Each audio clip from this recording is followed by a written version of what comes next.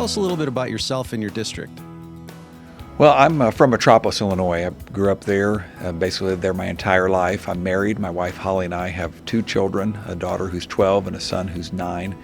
Our district is 117th district, which has all or parts of 10 counties in southeastern Illinois. It goes from Metropolis, where I live, on the southeast, all the way up to White County on the northeast, goes over to Franklin County. It has about the bottom half of Franklin, and the eastern half of Williamson County, including Johnson City. How did you get into politics? I first ran for office back in 2004. I ran for state's attorney of my home county, Massac County.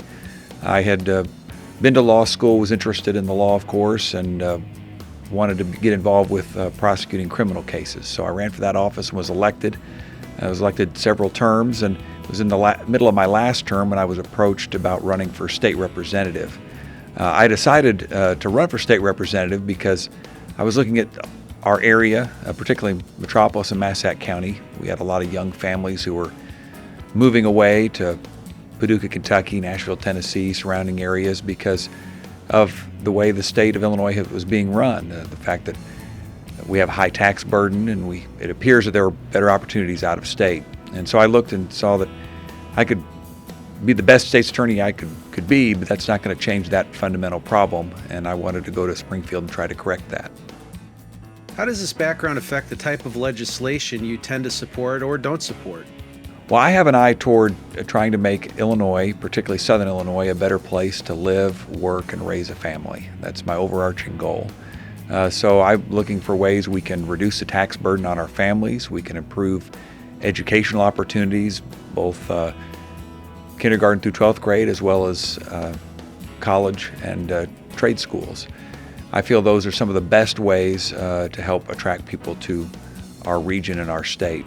But we also have to address our financial house. We can't run up debts and deficits that we have in past years. We need to try to bring those in line because that'll help bring our tax burden down once we have our fiscal house in order. So all those things work together in a view of trying to make our state a more attractive place to live and work and for businesses to start. And of course, that background I mentioned as state's attorney has kind of led me to work a lot in the criminal justice field while I'm here in Springfield, and using that experience to help craft legislation that makes our streets safer, our communities safer, and that of course makes our state a more attractive place to live. Do you feel that your party fully represents your personal background? I do. I'm a conservative person. I'm a Republican, and I'm a conservative Republican. I stand for personal responsibility and personal liberty, upholding the rule of law and supporting our Constitution, fiscal responsibility, which I mentioned. All those things, I think, work together as on our party platform, but also reflect how I feel personally. And so I feel there's a good fit between my personal views and the party I am in. Do you think a rural background affected your work within the Firearms and Firearm Safety Subcommittee? I do. Coming from Southern Illinois, a rural area, we have more guns in our area, and we're more familiar with using guns. Those are part of our everyday life. Hunting, shooting for sport or for fun, people owning firearms is just more common than perhaps other areas, particularly more urban areas of the state.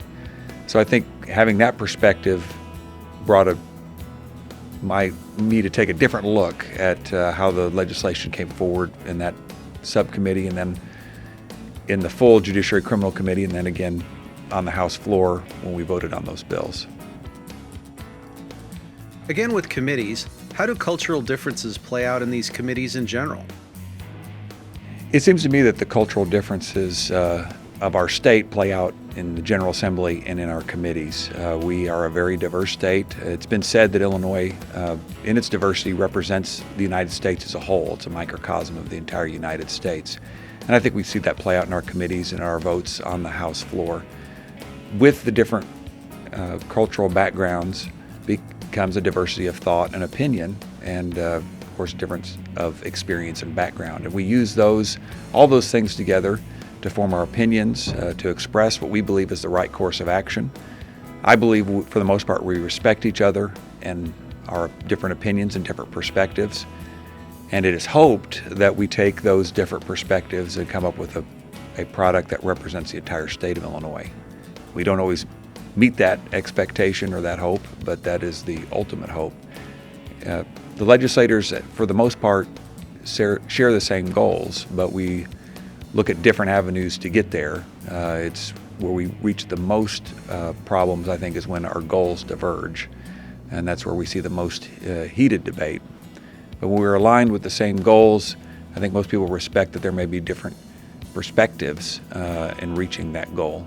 I thank you for the opportunity in reaching out to my office. I always enjoy engaging with students and trying to let them know about the legislative process or how government in the state of Illinois works. So I appreciate this opportunity.